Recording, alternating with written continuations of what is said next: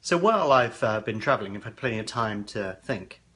And that's one of the things I love about traveling is you get plenty of spare time. You get these gaps in big journeys, whether you're driving or flying or something, where you get the opportunity to ponder things.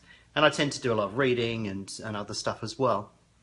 I've also visited some interesting people while I've been away as well. But one of the areas that I've been interested in exploring with trading for some time is the psychology of trading.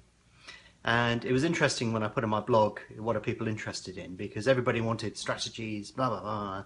And the interest in the psychology of trading was actually quite small. And yet that's actually one of the pieces that I think is really important, because I can show somebody exactly what's to do and they still won't bloody do it. And it's fascinated me for some time about that, because I sort of started from the same base. I think it's very easy to forget that I had to start from a low base. And I think people just, assume somehow that you're either good at something or not, especially when it comes to trading. But the fact is that when I started in short-term trading in financial markets, and I was absolutely hopeless. I couldn't get it to work. And yet, I used to be a bit scornful of people that did get it to work. But I slowly began to realize that there were a range of errors that I was making, and they were mainly psychological. So I actually learned to undo all of that problem that I had and stitch myself back into a different mode. So I find trading quite straightforward now. So, I know what I need to do, I know how to execute it.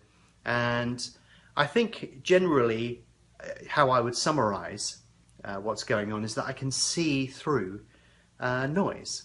And what tends to happen in the market is the market will push you around a lot.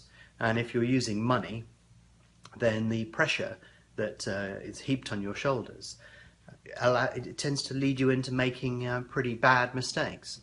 So I've learned to undo that. But one of the problems I think that occurs is teaching other people to undo that. So you can teach them a method that works, but people will still be unable to do it. And so I've been exploring for the last few years methods and processes that allow me to understand why that is the case, in the hope that I can come up with a simple method that allows people to overcome those barriers.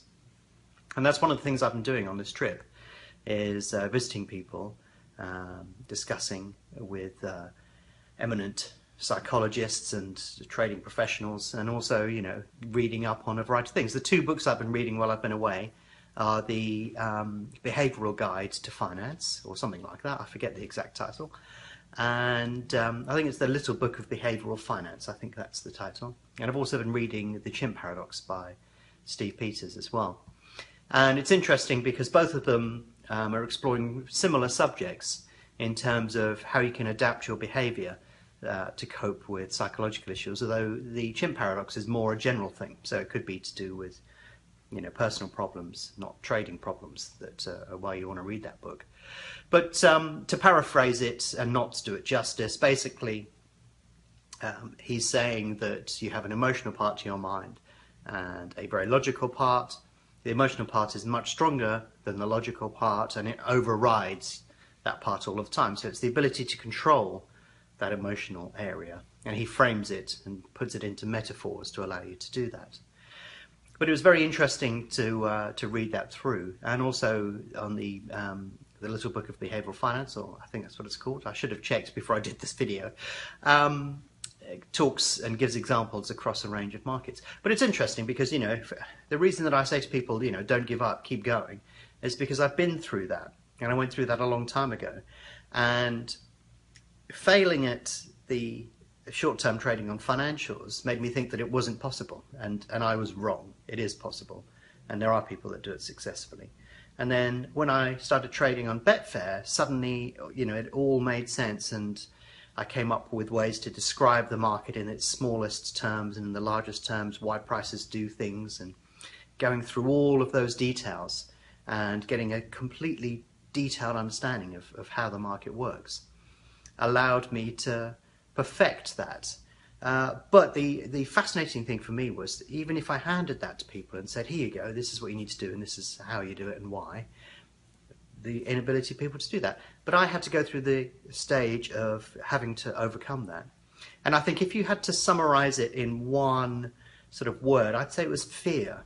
I'd say that fear is the driver behind people making lots of mistakes, and people can turn perfectly good trades into really bad ones. And if you think about it logically, even if you were a complete idiot trader, then you would win 50% of the time and lose 50% of the time.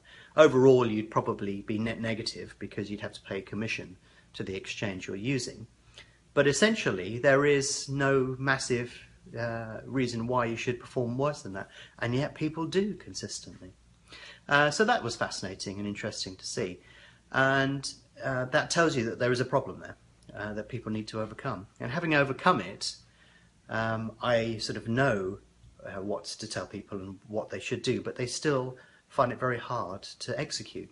So my quest now is not to understand the markets, because I understand those in wonderful detail, but it's to try and find methods and processes that allow people to overcome this psychological fear. And, you know, perhaps some exercises or something I can come up with given time that will allow people to practice and put themselves in a position where they're less fearful of trading. But anyway, that's a couple of things I've been doing.